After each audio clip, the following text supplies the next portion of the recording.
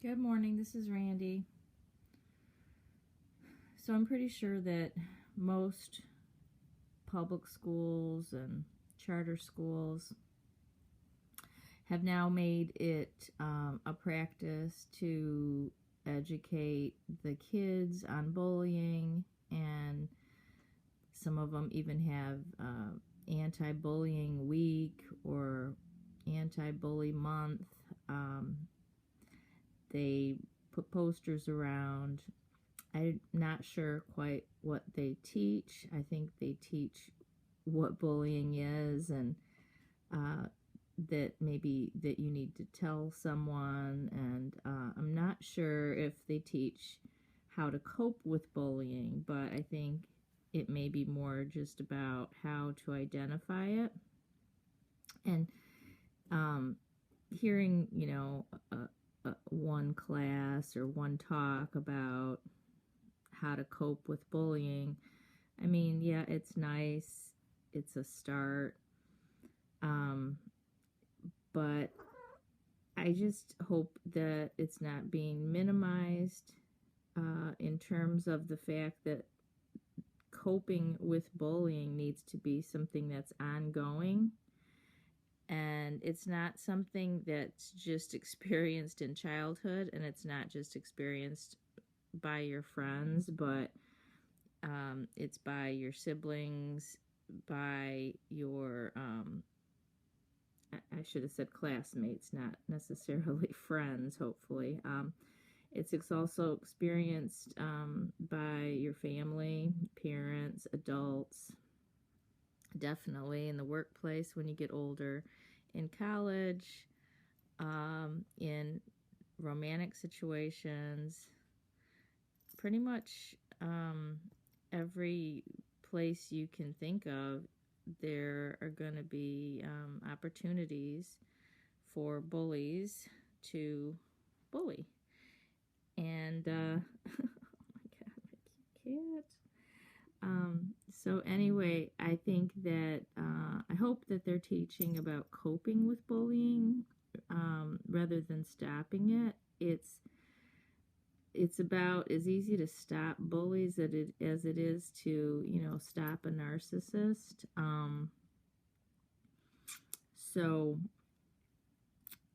it's kind of like this lifelong lesson process that we are all learning in a more, complicated and serious sense, I guess, as having dealt with narcissists in our lives. But it is a start. I just hope that uh, it's becomes at least as much attention gets put on how to cope with it, because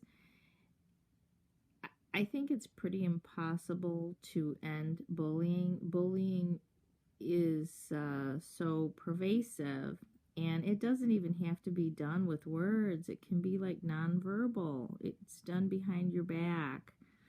It's done with a smirk, a laugh, a chuckle, a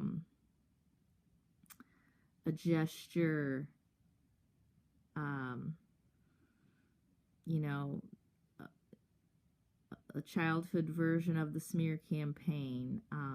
It's done on social media.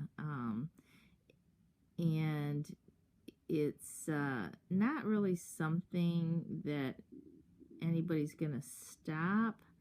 The only way it might slow down is if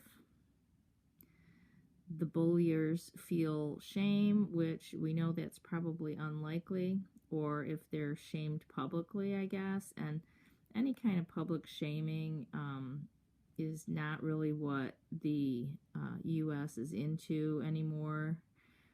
We're afraid to shame anybody for any behavior, because then we're going to be called prejudiced, racist, biased, all these other things, because if that bully happens to belong to any particular group, if they're a minority, if they're a woman, if they're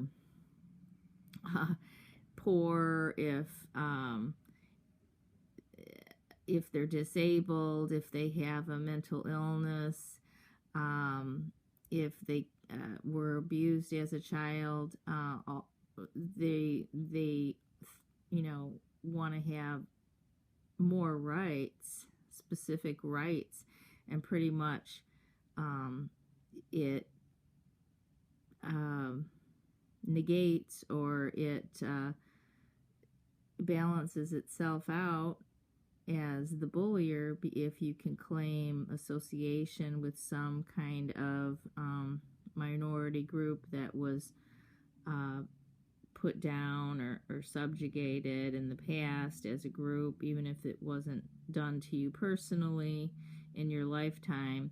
You can claim that as your defense. So those kinds of calling out and shaming, it doesn't really work. Not the way our society is, because it's all politically correct, and everybody has their rights. So anyway, I wanted to mention about teaching kids coping skills that they're going to have to use lifelong, because they are going to be bullied, and pretty much every single person is going to be bullied. I mean, even Jennifer Lopez and Halle Berry, the most beautiful and popular celebrities, have been cheated on by, their probably narcissistic partners.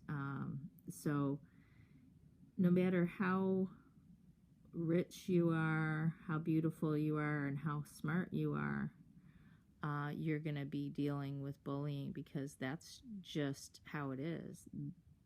That's who the bullies are going to gravitate toward, anyone they can find. So, all right, thanks for listening.